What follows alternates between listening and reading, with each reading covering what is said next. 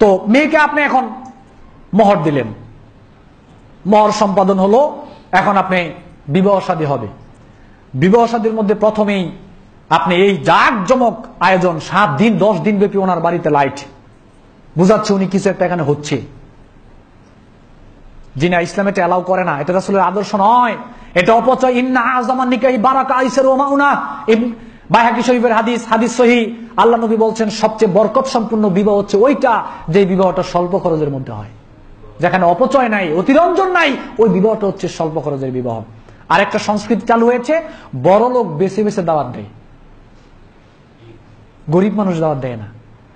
শাররুত তাআমি তাআমুল ওয়ালিমা, মুসলিমের হাদিস, সবচেয়ে নিকৃষ্ট ওলিমা হচ্ছে ওইটা, ইউমনাউহা মাইয়াতিহা ওয়া ইদআ ইলাইহা মাইয়াবাহা। আল্লাহ নবী বলছেন যে যেই বিবাহতে যারা আসতে চায় তাদেরকে দাওয়াত দেওয়া হয় না, আর যারা আসতে চায় না তাদেরকে দাওয়াত দেওয়া হয়। ধনীরা আসতে চায় না কিন্তু ধনীদেরকে দাওয়াত দেওয়া হয়, গরিবরা আসতে চায় কিন্তু গরিবদেরকে দাওয়াত দেওয়া হয় না। এটা হচ্ছে সবচেয়ে নিকৃষ্ট ওলিমা। ওই যে ধনীরা আসলে হাদিয়া নিয়ে আসবে, গিফট নিয়ে আসবে, বড় বড় গিফট। এখন দরিদ্র মানুষ তার গিফট দিবে না, এই গিফটের নিয়তে বিয়ের আয়োজন করা হারাম, গিফটের নিয়তে বিয়ের আয়োজন করা হারাম, ধনীদেরকে দাওয়াত দেওয়া হারাম, এটা করা যাবে না। ধনীর জন্য যেই খাবার, দরিদ্রের জন্য সেই খাবার। ধনীরা যেখানে বসবে দরিদ্র সেখানে বসবে, এটা হচ্ছে সবচেয়ে উৎকৃষ্ট ওলিমা। আবার বলে 400-500 লোক লাগবে। এমনি মেয়ের বাপ মেয়েকে বিয়ে দিতে কত টাকা খরচ, আবার আপনার 500 চলন, জামাইকে ব্যয়ভার বহন করতে হবে, ওলিমার ব্যয়ভার জামাইকে বহন করতে হবে। এটা রাসূলের আদর্শ নয়। আল্লাহ নবীর আদর্শ হচ্ছে উৎকৃষ্ট ওলিমা করার চেষ্টা করতে হবে, স্বল্প খরচের মধ্যে বিয়ে শাদী করার চেষ্টা করতে হবে, এটা রাসূলের আদর্শ। এরপরে সেখান থেকে আবার শুরু হয় ছেলেকে গেটে আটকানো। কয়েকটা অসভ্য মেয়ে, ইতর মেয়ে, যেগুলো কোনো বাপ মা নেই, বাপ মা আছে কিন্তু না থাকার মতো।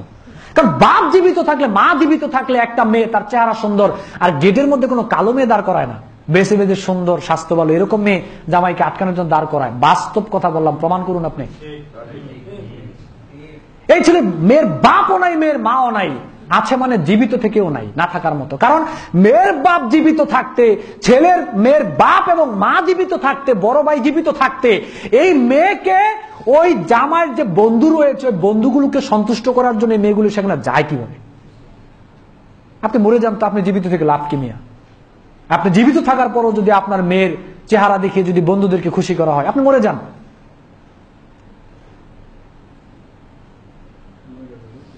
আব্দুর রাজ্জাক সাহেব একটা কথা বলেন সুন্দর করে, যে জন্ম দিতে পারলে বাপ হওয়া যায় না, পাগলও জন্ম দিতে পারে। দুধ পান করাইতে পারলে মা হওয়া যায় না, পাগলিও দুধ পান করাইতে পারে। কথাটা একবার 100 সঠিক। ছেলের বন্ধুকে খুশি করার জন্য হ্যান্ডসাম চেহারা দেখে কিছু তরুতাজা মেয়েকে সামনে নিয়ে দাঁড় করানো হয়, বেপর্দা অসভ্য ইতর খাবিস কিছু মেয়েকার সেখানে নিয়ে দাঁড় করে ছেলেদেরকে আনন্দ দেওয়া হয়। তারপরে সেখান থেকে আবার আসে হাত ধোয়ানোর জন্য, জামাইকে হাত ধোয়ানোর জন্য এখানে কিছু খবিস অসভ্য কিছু মেয়ে এসে সেখানে আবার জানায় লিপ্ত হয়। আরে জামাই বিয়ে করার আগেই কয়েকবার জানা করে ফেলেছে, গেটের মধ্যে একটা করেছে, আবার হাত ধোয়ার সময় আরেকটা করেছে, বিয়ে করার আগেই কয়েকটা জানা করেছে সে। সম্পূর্ণ হারাম। এই মেয়েগুলোর বাপ এবং মা থেকেও না থাকার মতো। এই মেয়ের বাপ এবং মা উভয় দায়ুস, তারা জান্নাতে যাবে না। বাপ মা থাকতে মেয়ে এইভাবে ছেলেদেরকে খুশি করছে আপনার মেয়ের চেহারা দেখিয়ে, আপনি বুঝতে পারছেন না? এরপরে আবার উকিল বাপ রয়েছে আমাদের সমাজে। এটা যে কি সংস্কৃতি! পুরা বিবাহটার মধ্যেই দেখলাম যে সব সংস্কৃতি হিন্দুদের থেকে মুসলিমদের মধ্যে রাসূলের যে সংস্কৃতি, রাসূলের যে আদর্শ, সেটা খুঁজেই পাই না। উকিল বাপ রয়েছে, এখনো চালু, উকিল বাপ হতে হবে। ছি, উকিল বাপ বলতে ইসলামে কিছু নাই। মেয়ের ওলি, ছেলের ওলি, দুজন সাক্ষী থাকবে, বাস বিবাহ সম্পাদন হয়ে যাবে। তুমি আবার উকিল পাইলা কই? এখন উকিল হয় 26 বছর একটা ছেলে বিবাহ করতে যাচ্ছে, তার উকিল বাপ হয় আরেকটা 26 বছরের ছেলে। আরে বেটা, ওই 26 বছরের ছেলেটা তোর বউকে বিয়ে করা জায়েজ, তুমি উকিল বাপ ডাকো কিভাবে? আবার শুধু তাই নয়, উকিল বাপ দিয়ে আবার উকিল বউকে বাড়ি থেকে একরিশকে আনে, তো তুমি বিয়ে করলে কেন? উকিল বাপ যদি বউকে আনতে হয় গিয়ে, উকিল বাপকে ওই মেয়ের জন্য বিয়ে করা জায়েজ, কিসের আবার উকিল বাপ? এটা ইসলামে কোনো স্থান নেই। তারপরে আবার উনি মুকুট পরে, এটা হিন্দু সংস্কৃতি, আজ থেকে শুনে রাখবেন। যারাই বক্তব্য শুনছেন এই মুকুট কেউ পরবেন, এটা হিন্দুদের থেকে আনা। কে বলেছে আপনাকে মুকুট পড়তে? সারা জীবন নিয়ে টুপির খবর নাই, সারা জীবন আপনার ভালো কাজের খবর নাই, বিয়ের সময় গিয়ে আপনি একবার আল খেল্লা পরে আল্লাহ মাসে বসে থাকেন। টুপি পরলে পরবেন, না পরলে নাই। পাঞ্জাবি পরলে পরবেন, না পরলে নেই। এটা কি বিয়ে করার জন্য শর্ত নাকি? পরেন, ভালো কথা, যদি আপনি পরেন সমস্যা নাই, কিন্তু মুকুটটা পরবেন না। এই শেরওয়ানি মুকুট হিন্দুদের থেকে আমদানি করা। এরপরে আবার মুখে রুমাইল। আমি চিন্তা করে দেখলাম রুমাইল দেয় কেন? পরে দেখলাম যে আরে ওই যে লজ্জা, যৌতুক নিয়েছে, এই লজ্জায়। হায় হায়, একটা মুসলিম যুবক বিয়ে করবে এইভাবে, এটা কখনো শোভনীয় নয়। এরপরে সবচেয়ে বড় সমস্যা এখন মুসলিম বিয়েকে কেন্দ্র করে যেটা হচ্ছে, সেটা হচ্ছে প্রত্যেকটা এমন কোন মুসলিম বিয়ে নাই যেই মুসলিম বিয়ের মধ্যে বিয়ে উপলক্ষে গায়ে হলুদ গান বাজনা হয় না। গায়ে হলুদ এটা অপর নাম হচ্ছে, গায়ে হলুদের আসরের অপর নাম হচ্ছে জেনার আসর। কিছু অসভ্য ইতর খবিস কিছু মেয়ে হলুদ শাড়ি কাপড় পরে তারপরে বিয়ের আগেই আবার সেই জামাইয়ের সাথে আরেকটা জানা হয়ে যায়। তো তুই তাকে হলুদ পরাতে আসলি কেন? তোর জন্য কি জামাই জায়েজ? সেখান থেকে কিছু মেয়ে আসবে ছেলের পক্ষে, ছেলের কিছু বন্ধু বান্ধবকে উন্মাদ করে দেওয়ার জন্য নারী পক্ষ থেকে কিছু খবিশ শয়তান আসবে, এসে জেনার আসরকে, গায়ে হলুদের আসরকে জেনার আসরে ভরপুর করে দিয়ে যাবে, সবাইকে খুশি করে তৃপ্তি আনন্দ দিয়ে। বাস, হারাম করা যাবে না, নিষিদ্ধ এগুলো করা যাবে না, হারাম। এরপরে অবাধে চলে গান বাজনা। এখন আবার চালু হয়েছে বিয়ার, চালু হয়েছে ব্যারন্স, চালু হয়েছে মদ। মুসলিম সমাজের মধ্যে এখন বিবাহ উপলক্ষে এগুলো চলছে, কেউ কিছুই বলে না। একথাই নবী 1450 বছর পূর্বে বলেছেন, লা ইয়াকুনান্না মিন উম্মতি আকওয়ামুন ইস্তাহিল্লুনাল হাররা ওয়াল হারিরা ওয়াল খামরা ওয়াল মাআজিফ। আল্লাহ নবী বলেছেন, আমার পরে একদল লোক বের হবে, তারা আমার উম্মত, তারা গান বাজনাকে, বাদ্যযন্ত্রকে, গায়িকা নায়িকাকে, মদ পান করাকে তারা হালাল মনে করবে। অথচ আল্লাহ নবী বলছেন, তিরমিজির হাদিস, ইন্নাল্লাহ হাররামা আলাইকুমুল খামরা ওয়াল মাআজিফ ওয়াল কুবা। এই সমস্ত কিছু, ওয়াল মাআজিফ ওয়াল কুবা, এই সমস্ত কিছুকে আল্লাহ রাব্বুল আলামিন তোমাদের উপরে হারাম করে দিয়েছেন। আল্লাহ করেছেন হারাম, আর মুসলিম সমাজ এখন হালালের মতো করে এগুলো করছে। তাই শুকরে বানরে পরিণত হবে যারা গান বাজনাকে হালাল মনে করে, মদ পানকে হালাল মনে করে, নেশাদার দ্রব্যকে যারা হালাল মনে করে, তারাই শুকরে পরিণত হবে, তারাই বানরে পরিণত হবে। আল্লাহ নবী বলছেন, সালাসাতুন কাদ হারামাল্লাহু আলাইহিমুল জান্নাহ, 3 ব্যক্তির জন্য জান্নাত হারাম। এর মধ্যে একটা হচ্ছে মুদমিনুল খামরি, যারা নেশা জাতীয় দ্রব্য পান করে তার জন্য জান্নাত হারাম। ওয়া ইয়াযিফু আলা রুউসিহিম বিল মাযিফ আল মুগনিয়াত ইয়াখসিফুল্লাহু বিহিমুল আরদ ওয়া ইয়াজআলু মিনহুমুল কিরাদাতা ওয়াল খানাজির। ইবনে মাজার হাদিস, হাদিস সহিহ। আল্লাহ নবী বলেন, তারাই শুকর হবে, তারাই বানর হবে যারা গান বাজনাকে হালাল মনে করে, বাদ্যযন্ত্রকে হালাল মনে করে, নেশাদার দ্রব্যকে হালাল মনে করে, যারা গায়িকা নায়িকাকে হালাল মনে করে, মানে হালালের মতো করে করে, তাদেরকে আল্লাহ রাব্বুল আলামিন শুকর এবং বানরে পরিণত করে দিবেন। আপনি বলে ঠেকায়েন। এই দিন খুব বেশি দেরি নয়, খুব বেশি দূরে সেই দিনটা নয়, আল্লাহ তাদেরকে শুকর এবং বানরে পরিণত করবেন যারা বাদ্যযন্ত্র, গায়িকা নায়িকা, নেশাদার দ্রব্যকে হালাল মনে করে।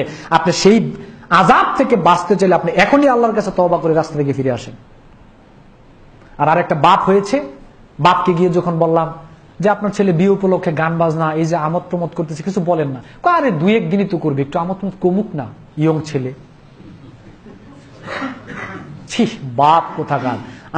লোকমান তার ছেলেকে বলেছিল, ওয়ামুর বিল মারুফ ওয়ানহা আনিল মুনকার। বাপের মতো বাপ হলে ছেলেকে বলবেন, এই সাবধান, কিসের আবার গান বাজনা। সৎ কাজের আদেশ, অসৎ কাজে নিষেধ করবে। লোকমান তার সন্তানকে বলেছিল, বৎস, সৎ কাজের আদেশ করবা, অসৎ কাজে নিষেধ করবা। বাপের মতো বাপ হলে ছেলেকে বলবেন, সৎ কাজের আদেশ করবা, অসৎ কাজ থেকে দূরে থাকবা। ছেলেকে বলতে হবে যদি বাপের মতো বাপ হন। আমোদ প্রমোদ করুক মানে ছেলেকে জাহান্নামের দিকে ঠেলে দিচ্ছেন, নিজেও তো জাহান্নামের দিকে যাচ্ছেন। একেবারে লাঠি হাতে নিয়ে ভেঙে চুরমার করে দিবেন যদি কোনো ছেলে বিয়ে উপলক্ষে গান বাজনা, মদের আসর, বিয়ারের আসর, এরপরে ব্যারন্সের আসর, গায়ে হলুদের আসর, জেনার আসর, যা কিছু করে ভেঙে সব তছনছ করে দিবেন। এই হচ্ছে বাপ।